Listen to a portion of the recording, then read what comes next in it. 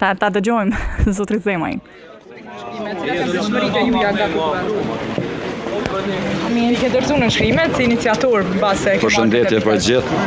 Po në nënshkrimet e kanë pas formën e vetë statutare, tash është në dorën e gjithë delegatëve që të vendosin për fatin politik dhe të ardhmen e lidershipit të Lidhjes Demokratike të Kosovës. Zemaj, a jeni pro apo kundër shkarkimit të zyrtar Gjigjiku dhe a pritet të ketë tensione se janë parë grupe të ndryshme? As nuk do të ketë tensione, keni pa e di edhe delegatët janë përballë me disa presione të quaj kështu më shumë mediatike në kuptimin pozitiv, po kjo është demokracia, këto e promovon vetëm Lidhja Demokratike e Kosovës.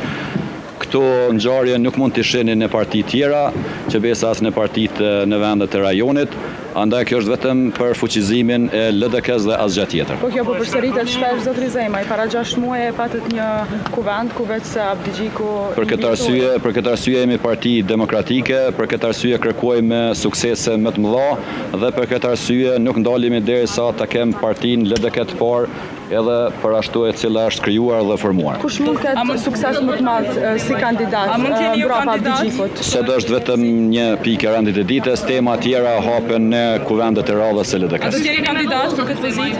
Po në? Nëse vjen të shkarkimi i Abdi Gjikut, a do të jeni kandidat? Nëse kërkohet, unë kam thënë nuk i iki përgjithësisë, po sot është një temë tjetër, nuk ka të bëjë me kandidatin e ri të LDK-s. A jeni optimist që do të votoni pro apo kundër shkarkimit të zotit Abdi Gjiku?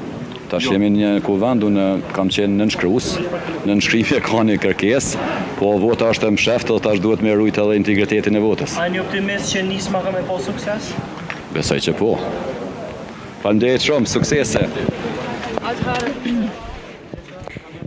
Ishte ky Armend Zemaj, deputeti i zgjedhur i Lidhjes Demokratike të Kosovës, njëkohësisht iniciator i